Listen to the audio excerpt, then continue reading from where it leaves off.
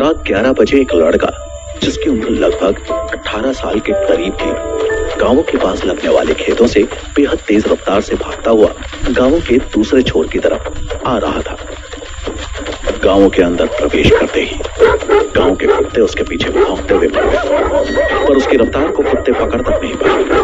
वो गांव के टेढ़े मेढ़े रास्तों से अपनी तूफानी रफ्तार में सीधा घर में पहुंचा और साइड से छत पर जाती सीढ़ियों पर चढ़कर सीधा कमरे में प्रवेश कर गया और दरवाजा टाइट बंद कर लिया था। और उस लड़के के इस तरीके से कमरे के अंदर प्रवेश करने के कारण कमरे में एक तरफ पड़ रहा लड़का हड़बड़ी में आ गया था और अपनी चेयर से पीछे को लुढ़क गया था। अबे तुझे क्या हुआ? ये कौन सा तरीका है आने का? मुझे तो डरा दिया तूने शंकर। अपनी हड़बड़ाहट को थोड़ा शांत करता है। जो लड़का बाहर से भागकर आ रहा था उसका नाम शंकर था और वो यहाँ अपने दोस्त सूरजभान के साथ पढ़ाई करने के इरादे से आया था। पर जाने उसे रास्ते में ऐसा क्या हो गया कि उसे बुलेट ट्रेन की रफ्तार पकड़नी पड़ी अपने दोस्त के यहाँ आने के लिए। सूरजभान खड़े होते हुए अपनी कुर्सी को उठाकर अपनी जगह पर रखता है और दरवाजे पर पीठ लगाए शंकर अपनी बढ़ चुकी सांसों को नियंत्रित करने की कोशिश कर रहा था। सूरजभान, अबे ये कौन सा तरीका है तेरा आने का? अभी मुझे हार्ट अटैक आ जाता। और वापस अपनी कुर्सी पर बैठ जाता है। फिर ध्यान से शंकर के चेहरे की तरफ देखने लगता है। क्या हुआ? इसे दरवाजे से चिपक कर क्यों खड़ा है? कोई पीछा कर रहा है क्या तेरा? और अब वो भी शंकर की हालत देखकर थोड़ा सा अजीब फील कर रहा था। शंकर उसकी बात सुनकर दरवाजे से हटता है और वहां लगे पलंग पर आराम से लेट जाता है। अबे सोने के लिए आया है क्या? अपने घर पर ही सो जाता। तुझे देखकर मुझे भी नींद आने लग जाएगी। 8 दिन बाद फिजिक्स का पेपर है, तैयारी कर ले बैठकर। शंकर उसकी तरफ अपना हाथ हिलाकर उसे चुप रहने के लिए बोलता है, फिर आंख बंद कर लेता है। पर उसके ऐसा करते ही अगले ही पल जाने उसे क्या हुआ और वो एकदम से आंख खोलकर भयभीत हो जाता है और बिस्तर पर बैठ जाता है। सूरजभान अपनी कुर्सी से उठकर उसके पास आते हुए, क्या हुआ? कोई दिक्कत है क्या? तू इतना घबराया हुआ क्यों है? और उसके कंधे पर हाथ रखते हुए उसके चेहरे के डर को समझने की कोशिश करने लगता है। शंकर, यार मैं अभी एक चीज देखकर आ रहा हूं, समझ में नहीं आ रहा कि वो था क्या। और उसके चेहरे पर फिर से उसके बारे में सोचते हुए घबराहट चरम पर आ गई थी। उसके बदन में झुरझुरी सी हो गई थी। सूरजभान, अरे क्या हुआ? ये तो बता, तू ऐसे घबरा क्यों रहा है जैसे तेरे पीछे कोई शैतान आ गया हो? शंकर, भाई शैतान ही था, बड़ी मुश्किल से जान बचाकर आया हूं, वरना आज तो खेल खत्म था। सूरजभान, क्या बकवास कर रहा है मुझे डराने के लिए? आज के समय में शैतान होते हैं क्या? पढ़ाई तो साइंस की कर रहा है, पहला अंधविश्वास रहा है और उसे गांव के अंदाज में हड़काने लगता है। शंकर उसकी बात का कुछ जवाब देता तभी दरवाजे पर आवाज होती है, सूरजभान दरवाजा खोलो। सूरजभान आगे बढ़कर दरवाजा खोल देता है। जी पिताजी। सत्यभान, कौन आया तुम्हारे कमरे में ऐसे आंधी की तरह? बाहर का दरवाजा भी पूरा हिलाकर रख दिया है, कहीं कोई गुंडा मवाली तो नहीं आ गया? अरे नहीं पिताजी, मेरा दोस्त है शंकर। सत्यभान अंदर चले आते हैं। क्यों रे शंकर, ये कौन सा तरीका है तेरा आने का? कम से कम दरवाजा तो बंद करते आते आंगन का। नमस्ते अंकल जी, बस थोड़ा जल्दबाजी में ध्यान नहीं रहा, अब से बंद कर दिया करूंगा। ठीक है, और तुझे इतना पसीना क्यों आ रहा है? पिताजी ये दौड़ता दौड़ता यहाँ आया है ना, इसीलिए। और ये कहकर सत्यभान हौले से मुस्कुराता है। सत्यभान शंकर की तरफ देखते हैं। तो इतनी रात 11 बजे आने की क्या जरूरत थी? 9 बजे तक आ जाया करो। वैसे भी तुम्हारा घर गांव के दूसरे छोर पर है और तुम्हारे रास्ते में काफी जगह सुनसान पड़ती है। जी अंकल जी, आइंदा ध्यान रखूंगा। वैसे मेरा आ जाने का मूड नहीं था, पर फिर कुछ समझ में नहीं आ रहा था तो सोचा कि यहाँ आ जाता हूँ, तभी इतनी रात को घर से निकल पड़ा। चलो कोई बात नहीं, तुम पढ़ाई करो, मैं भी चलता हूँ। ये कहकर सत्यभान अपने कमरे की तरफ चले जाते हैं।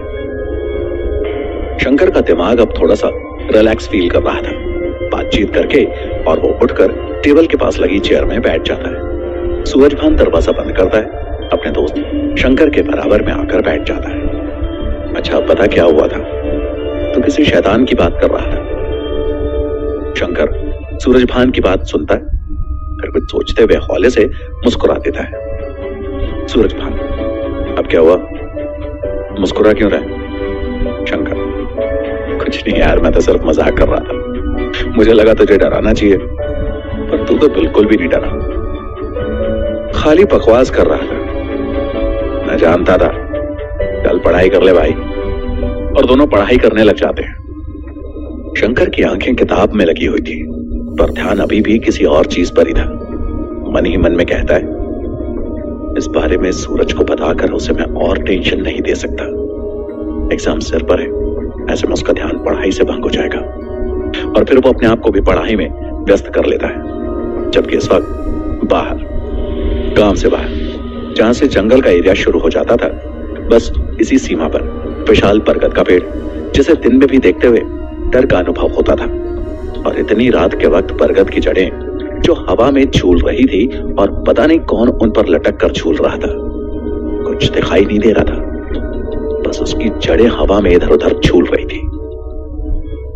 बरगद के एक ऊंचे तने पर इस वक्त एक तांत्रिक बैठा हुआ अपनी तांत्रिक विद्या का जाप करने में लगा हुआ था। उसके शरीर से रह रहकर प्रकाश का एक झोंका निकलकर वातावरण में विलीन हो रहा था।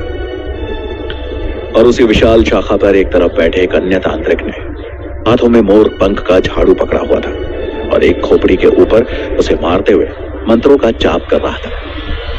तांत्रिक गुरु विशंबर को भी जाने क्या सूझी है यहां आने की। इतनी दूर हिमालय से चलकर यहां तपस्या करने आ पहुंचे। आखिर क्या है इस जगह पर ऐसा जो गुरु को दिख रहा है, मुझे नहीं। और फिर उसका ध्यान नीचे जाता है, जहां बरगद के तने से निकली हुई जड़ें हवा में झूल रही है। ये सब जड़ें अपने आप कैसे हिल रही हैं? हवा तो बिल्कुल भी नहीं चल रही, पेड़ का एक पत्ता तक नहीं हिल रहा। इसका मतलब कुछ तो है यहां, जिसका आभास सिर्फ गुरुजी को है। और फिर समय ऐसे ही बीतता चला गया। सुबह के लगभग 4 बजे तांत्रिक विशंबर ने अपनी साधना पूरी की। फिर उनकी आंखें खुल रही थी और फिर तांत्रिक विशंबर शाखा में नीचे की तरफ बैठे अपने शिष्य की तरफ देखते हैं जो आराम से सोया हुआ था। तांत्रिक विशंबर, ओ कामरा, उठ जा। और थोड़ा सा अपनी आवाज में गुस्सा ले आते हैं। कामरा अपने गुरु की आवाज सुनकर एकदम से उठ जाता है और हड़बड़ी में फिर से अपने सामने रखी खोपड़ी के ऊपर मोर पंख के झाड़ू को मारने लगता है और कुछ मंत्रों का उच्चारण करने लगता है। तांत्रिक विशंबर, अब बंद कर, सुबह होने वाली है। तुझे एक काम बताओ, वो भी तो ठीक से नहीं करता। अगर ऐसे ही करता रहा तो तुझे चमगादड़ बनाकर यहीं पेड़ पर लटका दूंगा। सुधर है ना फिर आराम से। आई तेरी बात समझ में? शिष्य कामरा, जी जी जी गुरुदेव, मैं समझ गया। पता नहीं कैसे आंख लग गई गुरुजी। तांत्रिक विशंबर, चल अब नीचे उतर। इस गांव के शमशान में जाकर डेरा जमाना होगा। हमें अपने बाकी के दिन वहीं गुजारने हैं। और फिर दोनों उस विशाल बरगद के पेड़ से नीचे उतरकर गांव के एक तरफ बने शमशान घाट की तरफ चले गए। सुबह के हल्के उजाले से पूर्व ही गांव के लोग अपने कार्यों में व्यस्त होते जा रहे थे। सूरजभान के घर में भी चहल पहल शुरू हो रही थी। पशुओं की सेवा पानी में लग गए थे। शंकर उठकर बाहर आ गया था, पर दरवाजे से कदम बाहर रखते ही जाने क्यों वो फिर से घबराने लगा और अपने आप को गहरे अंधकार में महसूस करने लगा। शंकर, ये क्या हो रहा है? अपने मस्तिष्क से रात के दृश्यों को क्यों नहीं हटा पा रहा हूं, जबकि अब तो सूरज भी उदय होने वाला है।